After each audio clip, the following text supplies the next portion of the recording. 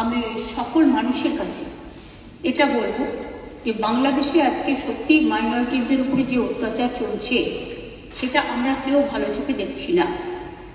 এবং কেউ কেউ, আমি এখনো মনে করি, দাঙ্গা কখনো হিন্দু করে না, দাঙ্গা কখনো মুসলমান করে না, দাঙ্গা কখনো শিখ করে না, দাঙ্গা কখনো খ্রিস্টান করে না। দাঙ্গা করে কতিপয় সমাজ বিরোধী এবং যারা সমাজের বোঝা। সুতরাং এই ব্যাপারটিকে এই অ্যাঙ্গেল থেকে দেখে আমরা সবাই যেন এমন কোনো মন্তব্য না করি যাতে আমাদের কোনো রকম পরিস্থিতি বাংলায় এটাকে নিয়ে খারাপ হয়। আমি কৃতজ্ঞ যে একদিকে হিন্দু ধর্মের মানুষরাও প্রতিবাদ করছেন, অন্যদিকে সংখ্যালঘু ইমামরাও কালকে প্রেস কনফারেন্স করে পরিষ্কার বাংলাদেশে যে মাইনরিটিদের উপর অত্যাচার হচ্ছে তারাও কিন্তু এটাকে তীব্র নিন্দা করেছেন এবং মাইনরিটিদের সেফটি এবং সিকিউরিটির ব্যাপারে বলেছেন।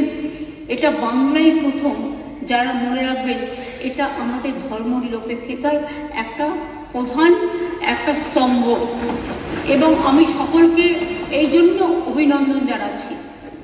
আমাকে অনেক সংখ্যালঘু সম্প্রদায়ের অনেকে বলেছিলেন যে আমরা মিছিল করতে চাই প্রতিবাদ করে। আমি বলেছিলাম না, মিছিল করলে অনেকে তো আছে জানে না, এই সময় সুযোগ নেয় রাজনীতি, আবার একটা দাঙ্গা লাগিয়ে দেবে।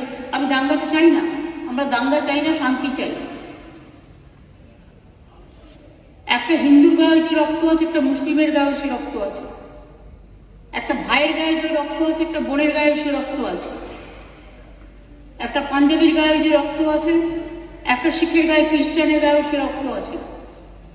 আমরা নিজেদের মধ্যে ভেদাভেদ না করে, আর কয়েকটি মিডিয়া, আই মাস্ট সে, আমি অ্যাপিল করছি তাদের কাছে, এটা উত্তরপ্রদেশ নয় যে আপনাদের ব্যান করে দেব, এটা উত্তরপ্রদেশ নয় বা রাজস্থান নয় যে আপনাদের অ্যারেস্ট করে নিয়ে যেভাবে সাংবাদিকদের উপর অত্যাচার হয়েছিল, আমার কাছে ছবি আছে, সেটা করব। কিন্তু আমি নিশ্চয়ই আবেদন করতে পারি, অনেকগুলো ফেক ভিডিও বাজারে চলছে, কোনো একটা পলিটিক্যাল পার্টির পক্ষ থেকে কিছু ফেক ভিডিও চালিয়ে আগুন লাগাবার চেষ্টা করা হচ্ছে। প্লিজ দয়া করে, অনুগ্রহ করে উভয় সম্প্রদায় এর থেকে বিরত থাকুন। আমরা কেউ কিন্তু কারো পক্ষে নয়, সবাই কিন্তু সবার পক্ষে, এটা মাথায় রাখতে হবে। আমি বারবার বলি, ধর্ম যার যার আপনার, উৎসব কিন্তু সবার। বাংলাদেশের ব্যাপারে government of India, late government of India to decide. এখানে আমরা যেন কেউ অতিরিক্ত কথা না বলি এবং অতিরিক্ত কথা বলে পরিস্থিতিটা নষ্ট না করি। যারা ভাবছেন এটা নিয়ে রাজনীতি করবেন তারা জেনে রাখুন, ওটা করতে গেলে আপনার রাজ্যেরও ক্ষতি হবে, ওখানেও যারা আমাদের বন্ধু বান্ধবরা আছে, ভাই বোনেরা আছে, তাদেরও ক্ষতি হবে। আমরা এটা চাই না।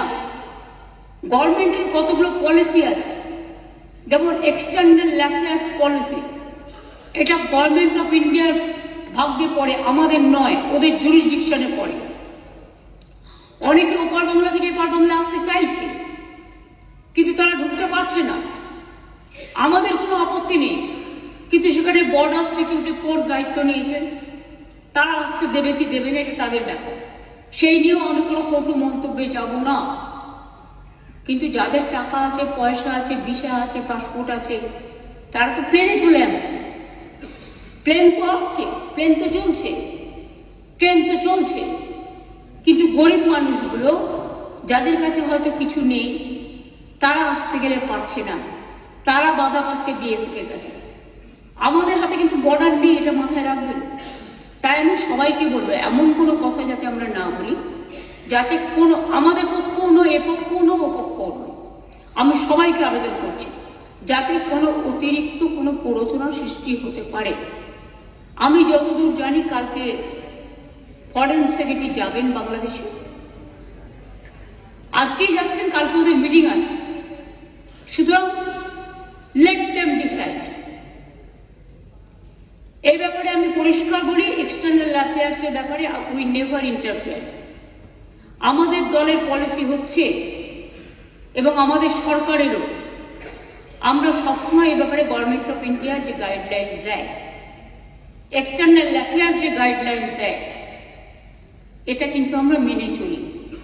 তাই আপনাদের সবাইকে অনুরোধ করব, আসুন আমরা এমন একটা পরিবেশ সৃষ্টি করি যাতে এপার বাংলা দেখিয়ে দেবে যে আমরা ভারতবর্ষ, আমাদের জাতীয়তাবোধ, আমাদের দেশাত্মবোধ, আমাদের মমত্ববোধ, আমাদের স্নেহবোধ, আমাদের ধন ধান্যে পুষ্পে ভরা আমাদের এই বসুন্ধরা, তাহার মাঝে আছে দেশের সকল দেশের সেরা, সে যে স্বপ্ন দিয়ে তৈরি, সে যে স্মৃতি দিয়ে ঘেরা।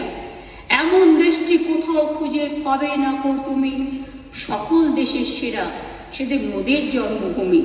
এই জন্মভূমিকে আপনারা প্রতিপালন করেছেন, জন্মেছেন এই মাটিতে। এই মাটিটাকে সমৃদ্ধ করুন, ভালোবাসুন, এবং যদি কেউ বিচ্ছিন্ন করতে আসার চেষ্টা করে তাকে প্রতিরোধ করুন, এবং সেক্ষেত্রে বাঁধ ভেঙে দিতে হবে।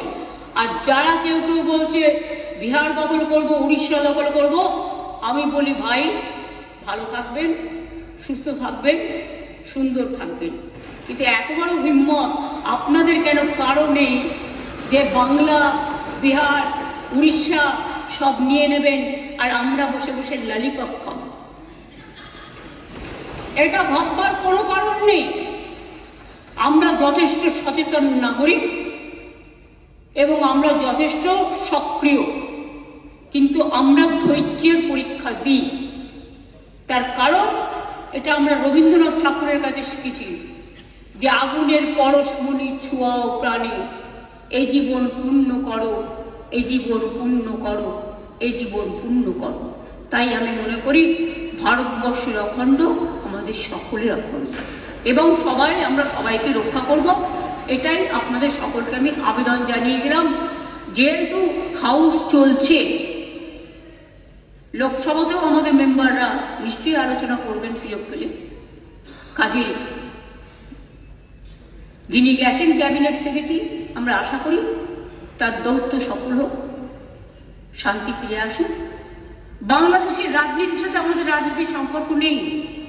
ওরা কে কি রাজনীতি করবে সে নিয়ে আমরা কোনো কথা বলতে চাই না, কিন্তু আমাদের দেশের যে ধর্ম নিরপেক্ষতা, যে গণতন্ত্র, যে সংবিধান, আমরা যেন সেটাকে মেনে চলি। আমরা যেন অন্য কোনো উস্কানিতে কোনো উস্কানি না দিই, এটুকুই আমার আবেদন। অনেক ধন্যবাদ স্যার এই টাইমটা আমায় দেওয়ার জন্য।